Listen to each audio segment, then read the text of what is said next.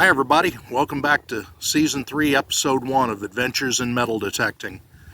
A lot of you have commented on my last video where I had hunted on the beaches and wanted to know if I was still metal detecting or if I'd given it up. Well, I want to assure you I've not given up metal detecting. I just added a new metal detector to the inventory, but it's not going to be what most of you think unless you've seen my Facebook post. So with that, I guess the reason for adding the new detector at this point, I've wanted it for 10 years, ever since it came out. I purchased an E-Trac back in 2014 instead of getting the CTX 3030, and I haven't regretted it, but I've still wished that I had a 3030. A couple of years ago, I purchased a Equinox 800. And while it's a great machine, it's just not an E-Trac or a 3030, and I've just not been able to really get happy with it. So it's up for sale, and I'm going to stick with the E-Trac and the 3030, and I've also got an MX Sport back at home for a backup machine. So with that being said, we've moved from the beaches of Florida to New Orleans. Not a move I was real happy with at first, but I'm growing to like the place. I've got a huge field that I can do, so I bought the 17-inch coil with the 3030. I've got a whole RV park that we're staying in that I can hit the empty spaces, and that's a big pastime of mine from when I was staying at the RV park in Panama City Beach. We've also got a couple, 2 or 3 permissions that I think I can get onto this year as well. So that all being said, let me show you the new gear, my new fines pouch that I bought, and I'll put links in the description to where you can get a fines pouch like this if you decide that you want one. Okay, this is my fines pouch. It's made by a guy out of Texas. The digger and the sheath did not come with it. That was mine already. But it comes with a fines pouch with a small pocket for all the really good fines.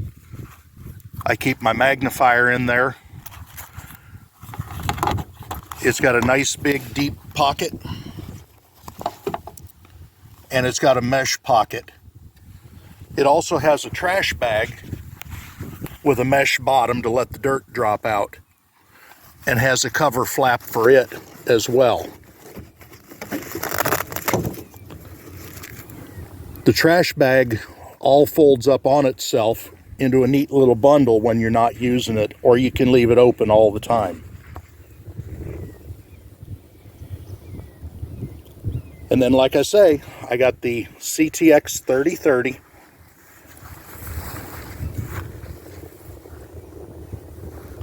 I also got a 6-inch and a 17-inch coil for the 3030. So let me get this going, and we'll get out there, and I'll see you on the first find. Okay, hey everybody. Well, I've gotten home and I've gotten a shower and some supper in me and had a chance to take the video card out of the camera and look at it, and lo and behold, my camera let me down. Most of the video files were corrupted from today. I did get some, and I'll get that included, but there's not a whole lot of it. I sure didn't get my very first find recorded. I'm a little disappointed in the video equipment, so I may be buying a new one pretty soon. Anyway, I hope you guys forgive me for the video that's not quite up to my usual standards, but I had a blast today with the CTX. If you're looking at getting one, I would highly encourage you to get one.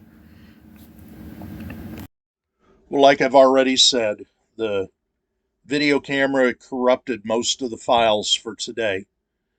At this point, I'm on my 3rd geo hunt. I've already done the entire field, and I'm doing up alongside of the laundry building. right out in front of where everybody parks their cars when they come up to do their laundry. So here I get a nice little 1244, 1245 signal reading 1 inch down. And I expect that somebody probably dropped some quarters and one of them bounced and ended up in the grass. But as you'll see, it wasn't even a buried find. This was laying on top of the surface, and if it weren't for the long grass, it would have been an eyeball find. Luckily, I had the detector and the pinpointer to find it, though. But here we go.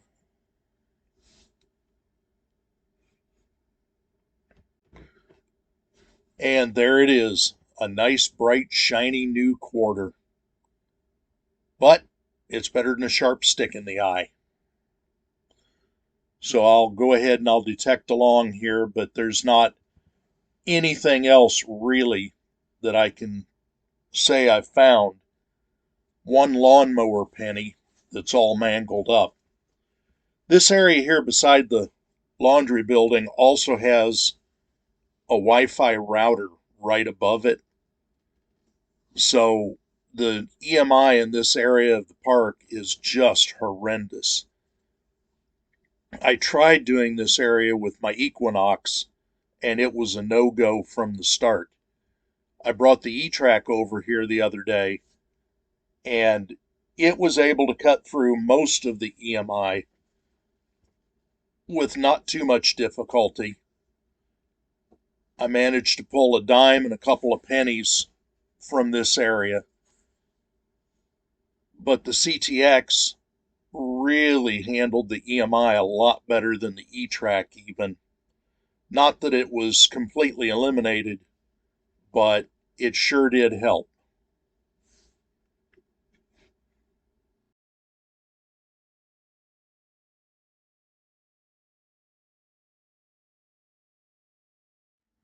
So here we are, the finds of the day.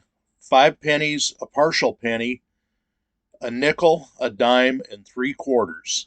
And that's it for about 2 hours and 45 minutes of hunting. But I am not at all disappointed with it. That time was also spent learning to do changes on the fly to modes and other settings on the CTX and just basically getting out and having a ball.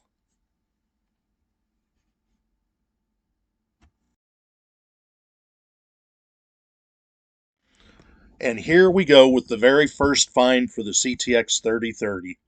Of all things, a New Mexico State quarter. Now, I don't know how many of y'all know this, but I was sent to Albuquerque, New Mexico in 1983 in the Air Force, and I served at Kirtland Air Force Base at the Air Force Weapons Lab from 1983 to 1986. I got out of the service and eventually met my wife, and we decided in 2010 that we needed a change of scenery, and we moved to Panama City Beach, Florida, and bought 11 acres in Freeport, Florida.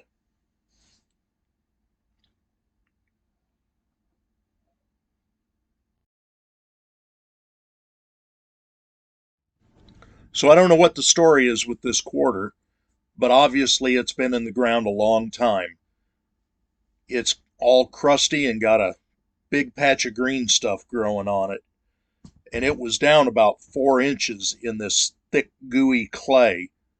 So I'm suspecting that it would have taken it quite a while to work its way down into that stuff.